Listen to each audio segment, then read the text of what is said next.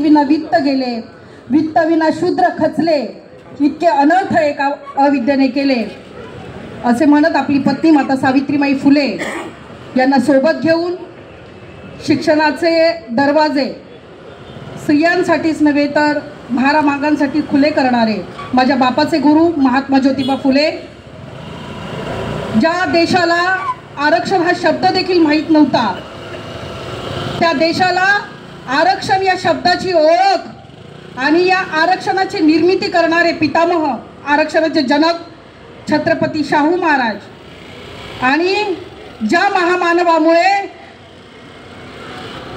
6500 जाती ज्यांना माणूस आहोत याची जाणीव नव्हती अशांना माणूस पण मिळाले, असे बोधिसत्व विश्वरत्न डॉक्टर बाबासाहेब आंबेडकर, भीमाई माता सावित्रीबाई फुले माझी जाऊ, तसेच या देशातील तमाम संत गुरु महापुरुष ज्यांनी या देशामध्ये समतावादी चळवळ चालवण्यासाठी आपल्या जीवाचं रान केलं, त्या सर्व संत गुरु महापुरुषांना विनम्र अभिवादन।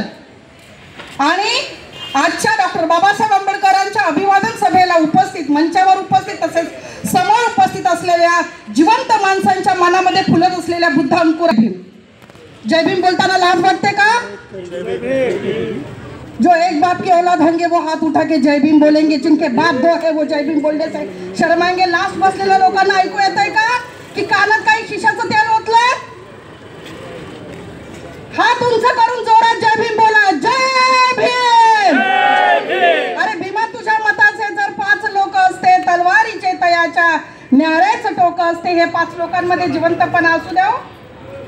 आता एक ताई आपली म्हणून गेली, आपले कलाकार मंडळी म्हणून गेले की जिवंत आहोत का? तर ताईला मी सांगेन, मुर्दा लोग मिशन नहीं चलाते और जिंदा लोग मिशन को रुकने नहीं देते। ताई, इथे बसणारे लोक जिवंत आहेत, अजून मिशन थांबणार नाहीये।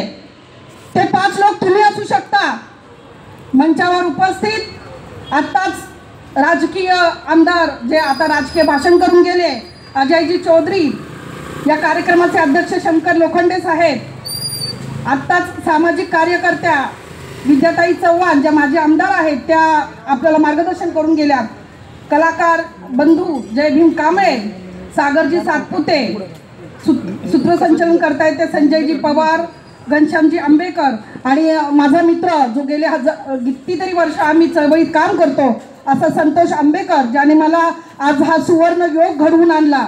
ज्या जमिनीला डॉक्टर बाबासाहेब आंबेडकरांचे 22 वर्ष पदस्पर्श झाले असतील, ज्या जमिनीवरून रमाई कितीतरी वेळा आपलं डोक्यावरचा पदर घेऊन लोकांना कळू नये अंधाऱ्या रात्री रमाई निघाल्या असतील, गौऱ्या थापण्यासाठी निघाल्या असतील, 22 वर्ष ज्या डॉक्टर बाबासाहेब आंबेडकर कितीतरी वेळा इथल्या लोकांमध्ये बसले असतील, चर्चा केल्या असतील, अनेक काळ ह्या भिंतींनी बघितलं असेल, या रस्त्याने बघितलं असेल, इकडची झाडं झुडपं, या सगळ्यांना इकडचा डॉक्टर बाबासाहेब आंबेडकरांचा सहवास लाभला असेल।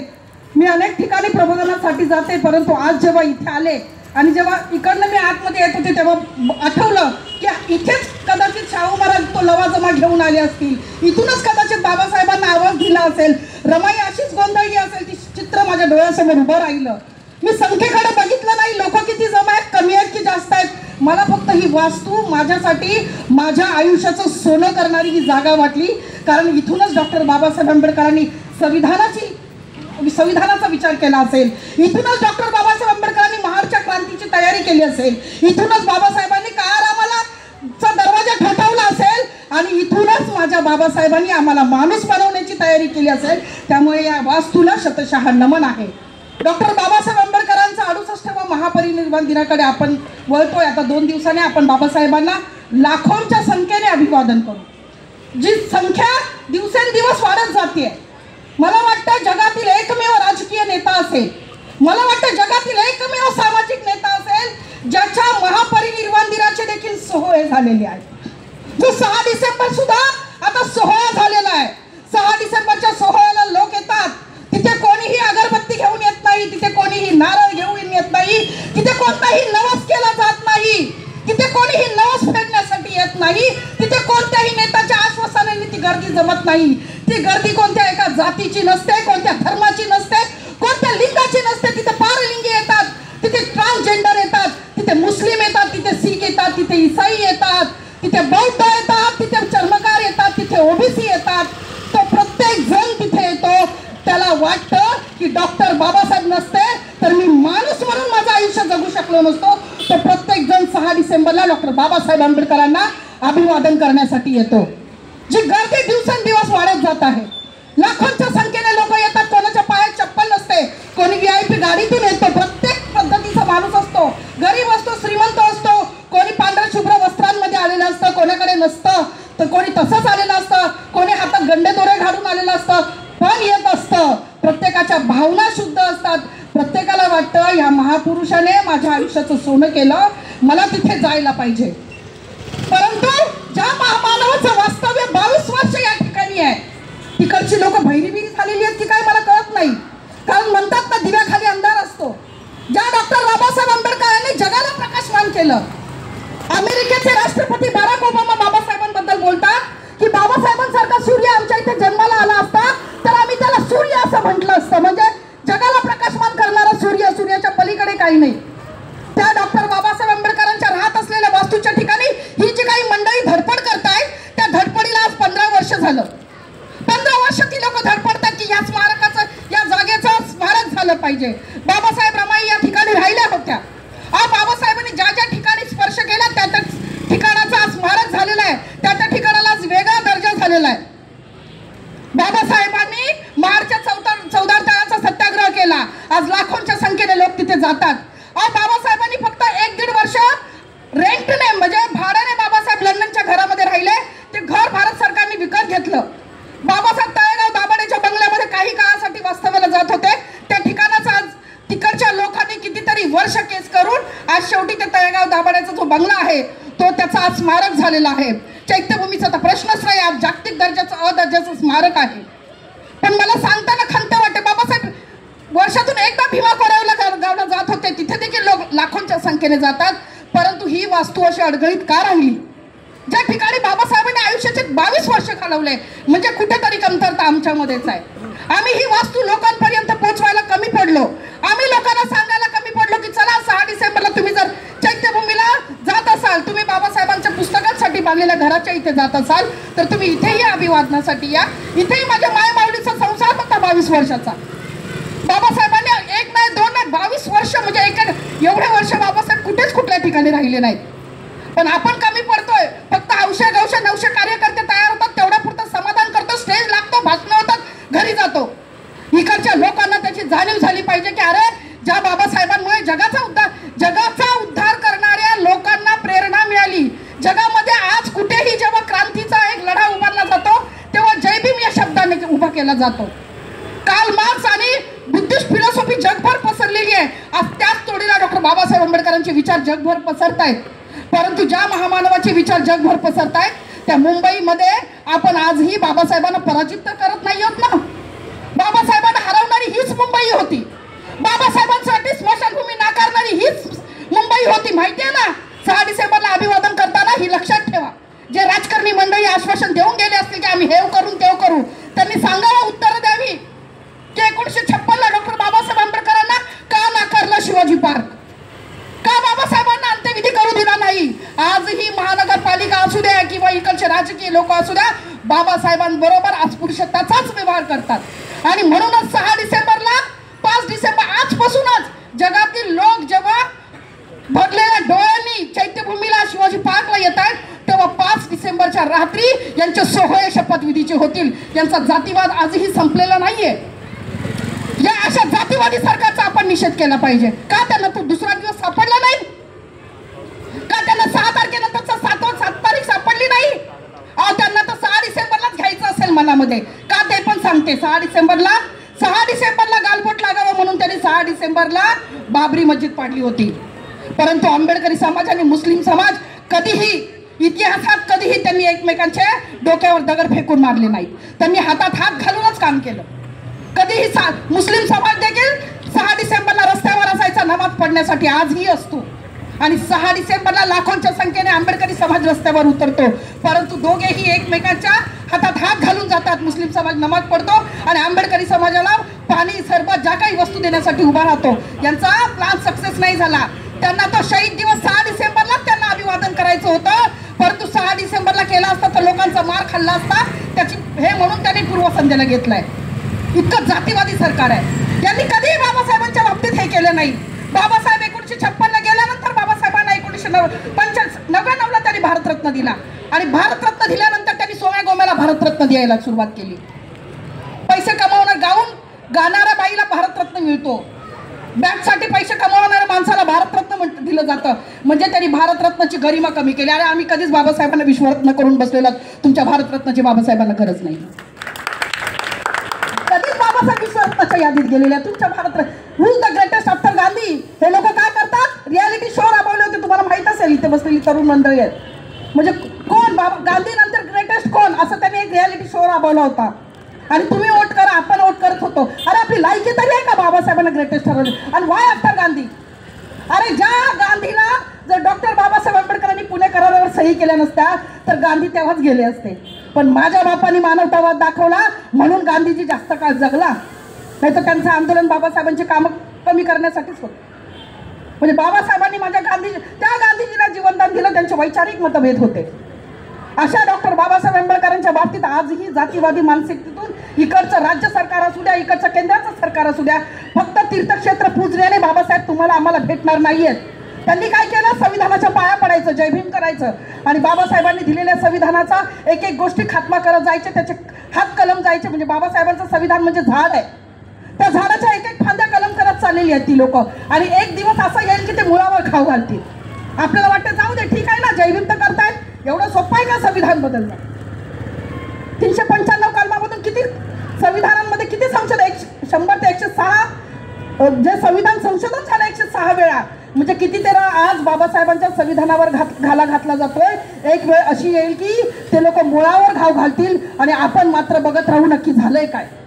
आपण जर आता पण जागृत झालो नाही तर येणारी पिढी आपल्याला माफ नाही करू शकणार. कारण आता आपण इथे बसलेलो काही लोक तरी आहोत. आपण अभिमानाने सांगतो की आमच्यासाठी महात्मा फुलेंनी असं केलं, शाहू महाराजांनी असं केलं. बाबासाहेबांच्या करण्याचं तर काय सांगावं, महासागराचं पाणी जेवढं आहे तेवढं आहे. आपण आपल्या मागच्या पिढीबद्दल लोकांना सांगतोय, आपल्याबद्दल आपली पुढची पिढी काय सांगेल याचा कधी विचार केला? काय सांगेल तुमच्याबद्दल? तुम्ही गुन्हेगार आहात बाबासाहेबांच्या चळवळीचे. कुठे थांबला बाबासाहेबांचा रथ?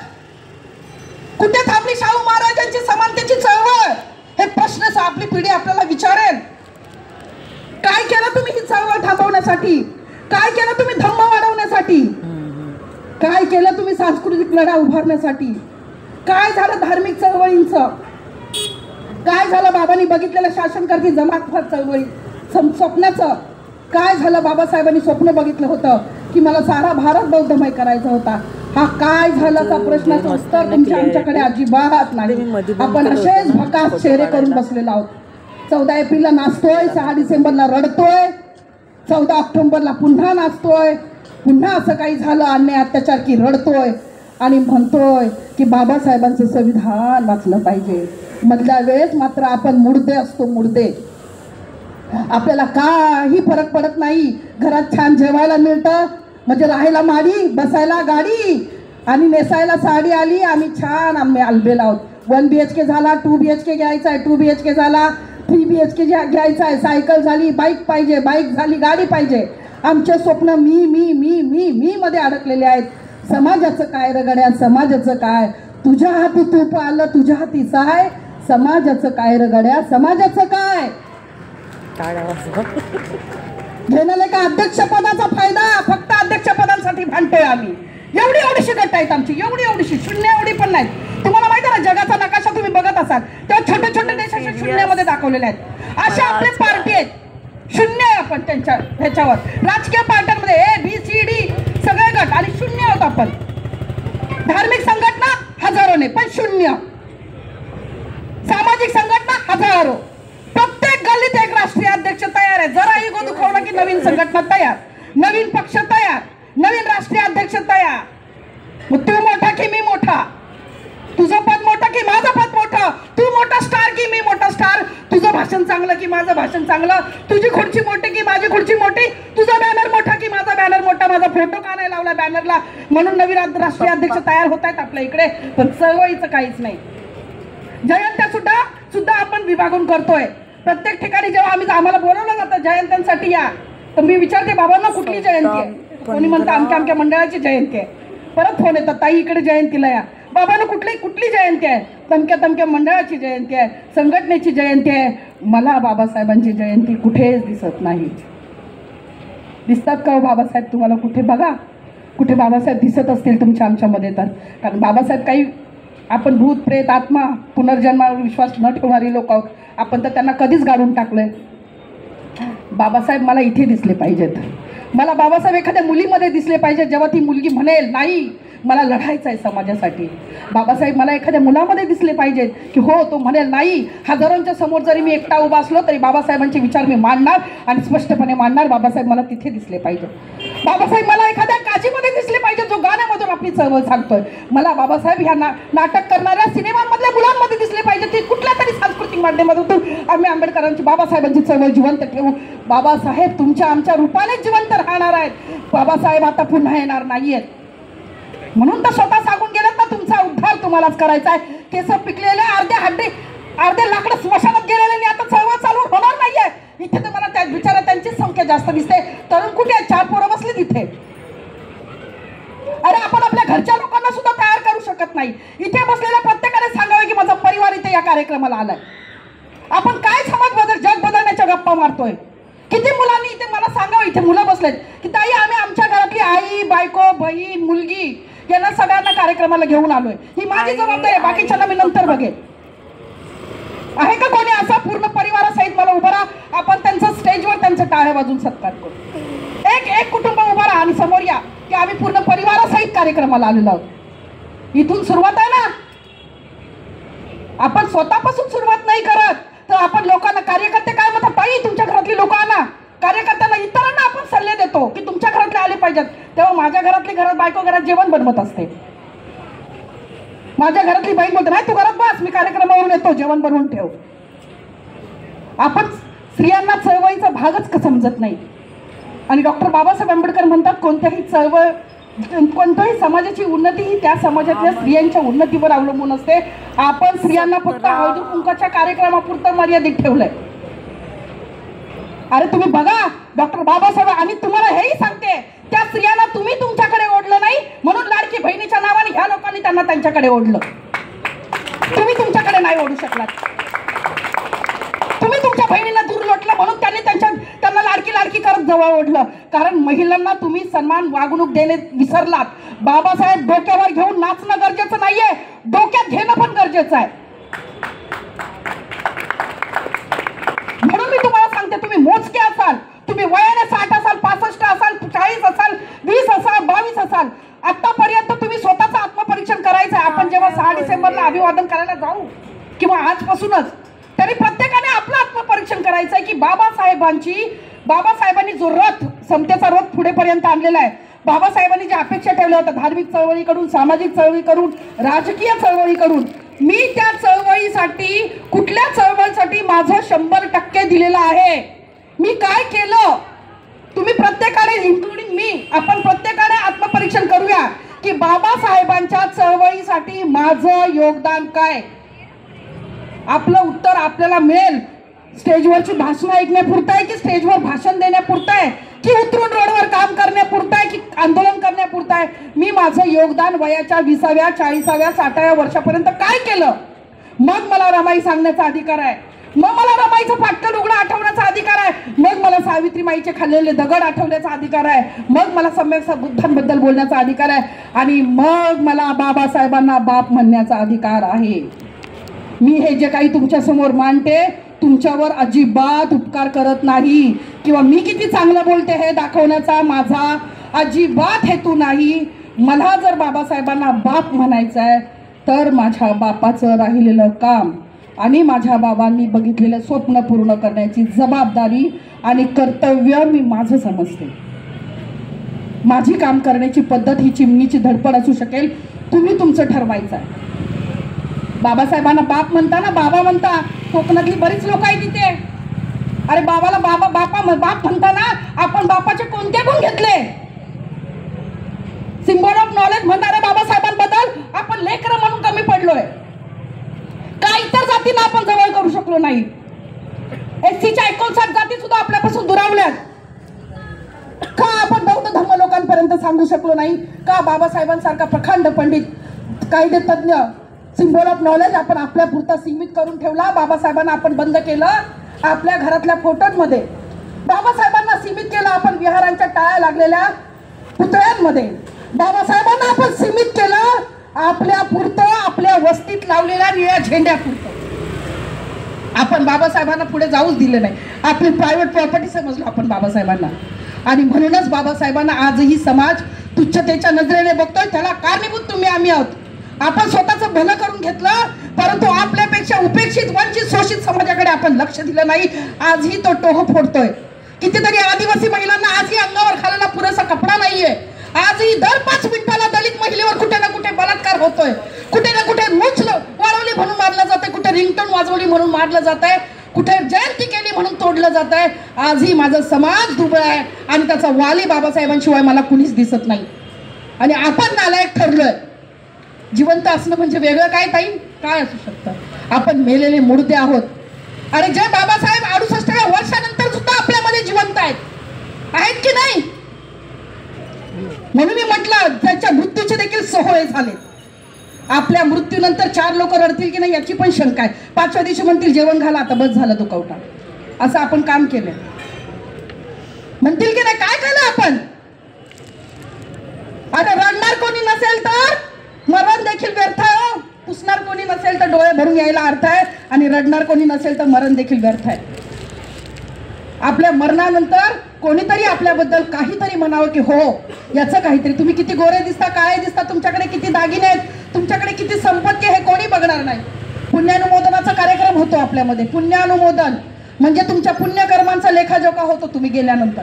होतो की नाही? असं म्हणतं का कोणी पुण्यानुमोदन? बापरे ते किती सुंदर दिसत होत्या, किती सुंदर गाडी होती त्यांच्याकडे, किती बंगले होते, किती गाड्या होत्या, किती छान पदं होती? अजिबात नाही.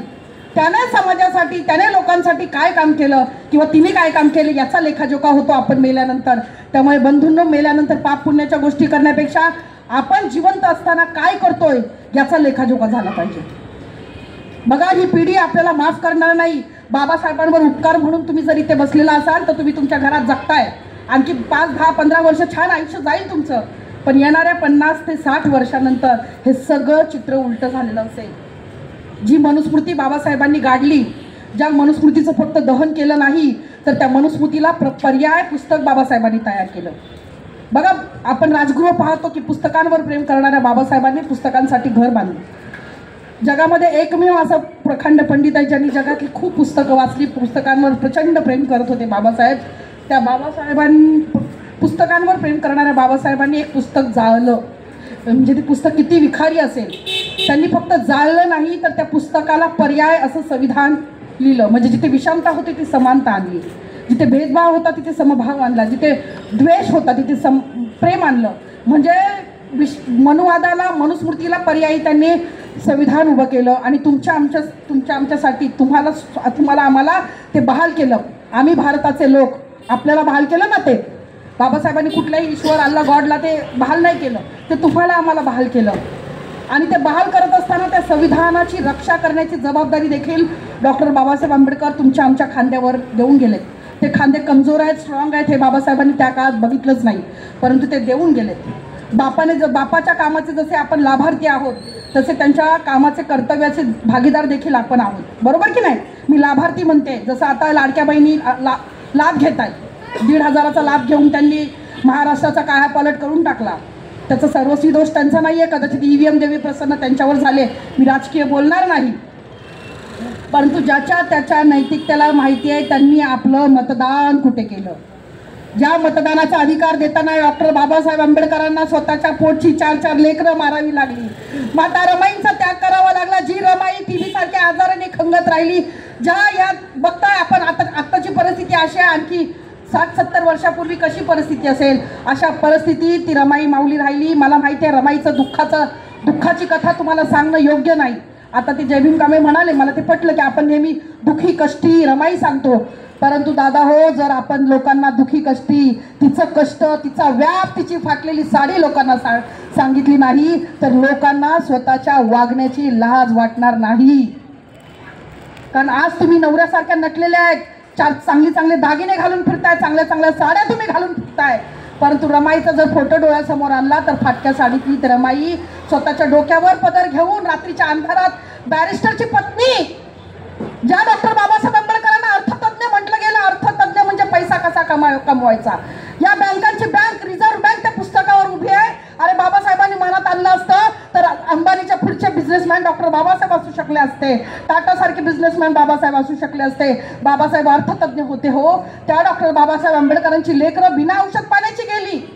त्या डॉक्टर बाबासाहेब अर्थतज्ञाची बायको रात्रीच्या अंधारात आपल्या पतीला कोणी नावं ठेवू नये, बॅरिस्टरची बायको गौरा थापते म्हणून नावं ठेवू नये म्हणून रात्रीच्या अंधारात डोक्यावर पदर घेऊन ती रमाई माऊली गौरा थापत होती. उरलेले पैसे जसं जमेल तसं पोटाची आतडी पिळवटून जगत होती. उरलेले पैसे आपल्या पतीला फॉरेनला पाठवत होते की नाही, माझ्या पतिदेवाला, माझ्या साहेबाला पुस्तकांसाठी पैसे पाहिजेत. अशा रमाईच्या त्यागाला विसरू नका हो. हा त्याग तुम्ही आम्ही आता तुमच्या घरून कोणाचा फोन आला की दादा, भाऊ, ताई, माई घरी या, तुमच्या लेकराला लागलंय, तुम्ही तडक कार्यक्रम सोडाल आणि घरी निघून जाल की नाही जाणार? त्या डॉक्टर बाबासाहेब आंबेडकरांची लेकरं तडफडून मारत होती. मला आठवला तो किस्सा रमाईचा. तुम्हाला माहिती आहे डॉक्टर बाबासाहेब आंबेडकरांची 3 लेकरं टीबी सारख्या आजाराने गेली. टीबी सारखा आजार तुम्हाला माहिती आहे शिवडी जवळ आहे. टीबी सारखा आजार हा पुरेसा औषध पाणी खाल्लं नाही आणि पुरेसं जेवण मिळालं नाही तर टीबी सारखा आजार होतो. म्हणजे 2च कारणं बाबा डॉक्टर बाबासाहेब आंबेडकर, तुमचा आमचा अस्पृश्यतेचा आजार बरा केला डॉक्टर बाबासाहेब आंबेडकरांनी. त्या डॉक्टर बाबासाहेब आंबेडकरांची लेकरं या आजारपणामुळे जातात. 3 लेकरं गेले तेव्हा बाबासाहेब भारतात नव्हतेच. रमाईचा एक बाळ खूप आजारी होता. बाबासाहेब त्यावेळेस भारतात नव्हते. मला आठवलं तर कुठे असेल डॉक्टर, कुठे असेल तर डॉक्टरचा दवाखाना. रमाईचं बाळ तापाने फणफणलं होतं. रमाईकडे डॉक्टरकडे घेऊन जाण्यासाठी पैसा नव्हता रमाईकडे. रमाई बाळाला डॉक्टरकडे घेऊन गेल्या. बाबासाहेब विलायतेत होते पण आपल्या नवऱ्याला आपल्या चटक्यांची जाणीव करून दिली नाही रमाईने. रमाई बाळाला दवाखान्यात घेऊन गेल्या. डॉक्टरला विनवणी केली की साहेब, माझं बाळ तापाने फणफणलेलं आहे, माझ्या बाळाचा इलाज करा डॉक्टर साहेब. डॉक्टर म्हणाले, तुम्ही आधी जोपर्यंत आधीचं जे पैसे आहेत, उधारी आहेत ते देत नाही आणि आता मला तपासण्यासाठी पैसे देत नाही तोपर्यंत मी तुमच्या बाळाला तपासू शकत नाही. रमाईने हात जोडून विनंती केली डॉक्टरांना, डॉक्टर माझ्या बाळाला तपासा. डॉक्टरांनी त्या बाळाला तपासलं नाही. रमाई विनंती करत होती, माझे साहेब विलायतेत आहेत, माझे साहेब आले की मी तुमचे पैसे देईल, माझ्या बाळाला तपासा डॉक्टर. डॉक्टरांना रमाईची दया आली नाही. आधीच गरिबी, त्यातून जातीवाद, अस्पृश्यतेची बाळाचा आवाज रडता रडता रडता कमी झाला. रमाईचं बाळ तापाने फणफण आईला कळत होतं की माझ्या बाळाची काय अवस्था आहे. विचार करा त्या रमाईची काय अवस्था झाली असेल, काय जीव म्हणत असेल. त्या रमाईचा अनेक मृत्यू त्या माऊलीने डोळ्यासमोर पाहिले होते. ते बाळ रडता रडता रडता त्याचा आवाज कमी कमी कमी होत गेला कारण ताकद नव्हती शरीरात, पोटात अन्न नव्हतं. रडता रडता रडता बाळ शांत झालं आणि गरम असलेलं तापाला फणफणलेलं बाळ एका क्षणात थंडगार पडलं त्या माऊलीच्या मांडीवर. रमाईने टाव फोडला आणि रमाई रडायला लागल्या. अरे बाळा उठ उठ, तुझे साहेब तुझा बाप विलायतेवरून येईल, तुझा इलाज करेल, तोपर्यंत ते मला सांगून गेलं की तुला जगायला पाहिजे, मला तुला जगवायचंय, उठ बाळा उठ. आणि रमाईचं बाळ गेलं. रमाईने हे आपल्या पत्रामध्ये बाबासाहेबांना लिहिलेलं आहे. ते पत्र वाचून बाबासाहेब देखील खूप रडले. तर रमाई बाबासाहेबांना म्हणाल्या की साहेब काय दिलं आपल्याला समाजाने, आपली 4 लेकरं गेली. तर बाबासाहेब म्हणतात की रामू, आपली 4 लेकरं गेली, ठीक आहे, मी चांगला बाप होऊ शकलो नाही, मी चांगला पती होऊ शकलो नाही, परंतु येणाऱ्या काळात असे हजारो लाखो लेकरं तुला आई म्हणतील आणि मला बाप म्हणतील आणि तुझं माझा गौरव करतील. असे हजारो लाखो लेकरं म्हणजे तुम्ही आणि आम्ही आहोत. बाबासाहेबांनी स्वतःच्या लेकरांकडे लक्ष दिलं नाही. आपण लेकरांनी धोका दिला बाबासाहेबांना, बाबासाहेबांच्या पाठीत खंजीर खुपसला. आपण स्वतःच्या स्वार्थासाठी बाबासाहेबांची चळवळ लोकांच्या दावणीला नेऊन विकली. गांधीजीची नोट दिसते म्हणून, गाडी दिसते म्हणून, महत्वाचं पद दिसतं म्हणून आपण बाबासाहेबांच्या चळवळीशी गद्दारी केली. आपण नालायक मुलं ठरलो. आपण रमाईच्या त्यागाशी गद्दारी केली, आपण सावित्रीबाईंच्या त्यागाशी गद्दारी केली. महामानवाला अभिवादन करताना स्वतःचं जर आत्मपरीक्षण केलं नाही तर हा काळ कधीच आपल्याला माफ करणार नाही. आलं ना डोळ्यात पाणी? कुठेतरी नाव जुळते बाबासाहेबांबरोबर. आज हजारो वर्ष, 68व्या वर्षी देखील बाप म्हणताना बाबासाहेबांच्या रमाईचा त्याग आठवताना डोळे भरतात. कारण खरंच त्या त्यागापुढे समुद्र देखील लहान आहे, हे अथांग पसरलेलं आकाश देखील छोटं वाटतं मला. कुठून आली ती त्यांच्यामध्ये ऊर्जा? लेकरांनो, मी तुम्हाला हात जोडून विनंती करते, हा काळ आणि ही वेळ आता परत येणार नाही आणि आता परत बाबासाहेब तुमच्या आमच्यासाठी येणार नाहीत किंवा रमाईसारखी त्याग करणारी माऊली तुमच्या आमच्यामध्ये येणार नाही. या काळाचा आणि वेळेचा हे ओळखा. डॉक्टर बाबासाहेब आंबेडकर तुमच्या आमच्या माध्यमातून, संविधानाच्या माध्यमातून जिवंत आहे. संविधान तुमच्या आमची रक्षा करेल. त्या संविधानाला वाचवण्यासाठी प्रयत्न करा. तात्पुरत्या सुखाला आहारी जाऊ नका. 17 तारखेला शाहू महाराजांच्या निमित्ताने कार्यक्रम ठेवलेला आहे, जिथे शाहू महाराजांची डॉक्टर बाबासाहेब आंबेडकरांची भेट झाली. अहो, त्या शाहू महाराजांना कितीतरी पत्र, त्यांचं राज्य खालसा करा, त्यांना बरखास्त करा, अशी किती पत्र इंग्रजांकडे गेली. तरी देखील शाहू महाराजांनी डॉक्टर बाबासाहेब आंबेडकरांची साथ सोडली नाही. तरी देखील त्यांनी मागांची साथ सोडली नाही, त्यांनी बहुजनांची साथ सोडली नाही. अशा छत्रपती शाहू महाराजांचे आपण वंशज आहोत. अशा छत्रपती शाहूंचे वंशज आहोत. अशा महात्मा फुलेंचे वंशज आहोत आपण. अशा डॉक्टर बाबासाहेब आंबेडकरांचे वंशज आहोत. अशा महात्मा फुलेंचे आपण वंशज आहोत. स्वतःला त्यांचे वंशज आणि वारसदार म्हणून घेताना स्वतःमध्ये ती पात्रता निर्माण करा, नाहीतर तुम्हाला ती अजिबात लायकी नाही त्यांचं नाव घेण्याची. डॉक्टर बाबासाहेब आंबेडकरांना अभिवादन करताना एक मेणबत्ती कमी न्या, परंतु जर ती मेणबत्ती न्याल तर स्वतःच्या कष्टाची न्या. दुसऱ्याच्या ओंजळीने पाणी पिणं बंद करा. डॉक्टर बाबासाहेब आंबेडकरांची जयंती साजरा करत असताना तुमच्या कष्टाच्या पैशावर साजरी करा. कुठल्याही मनोवादी पक्षाच्या राजकीय लोकांच्याकडून पावत्या फाडून घेण्यापेक्षा तुम्ही जयंती करणं बंद करा. प्रामाणिकपणे डॉक्टर बाबासाहेब आंबेडकरांची जयंती करा. तुम्ही जयंती नाही केलीत तरी काही हरकत नाही. जगातल्या 132 देशांमध्ये डॉक्टर बाबासाहेब आंबेडकरांची जयंती साजरा होते. फक्त बाबासाहेबांची जयंती कोणाच्याही उदारीवर, कोणाच्याही इशाऱ्यावर करू नका. एवढंच बोलते. स्वाभिमान जिवंत करा. बाबासाहेबांना तुमच्या आमच्याकडून स्वाभिमानाची अपेक्षा होती. बाबासाहेबांना तुमच्या आमच्याकडून क्रांतीची अपेक्षा होती. बाबासाहेबांना तुमच्या आमच्याकडून कर्तव्याची अपेक्षा होती. बाबासाहेब जाता जाता म्हणाले होते, मी हा जो काही रथ, समतेचा रथ इथपर्यंत आणलेला आहे, तो तुम्हाला पुढे घेऊन जाता येत नसेल तर तो जिथे आहे तिथेच राहू द्या. त्याला मागे घेऊन जाऊ नका. जर तुम्ही त्याला मागे घेऊन जात असाल तर मी पुन्हा म्हणेल की बाबासाहेबांच्या चळवळीचे मारेकरी दुसरे कुसरे कोणी नाही तर ते आपण आहोत. एवढंच बोलते आणि थांबते. मला बोलण्याची संधी दिलीत. माझ्या बोलण्यातून जर कोणाच्या भावना दुखावल्या असतील तर तो त्यांचा प्रश्न आहे. मी सांगतो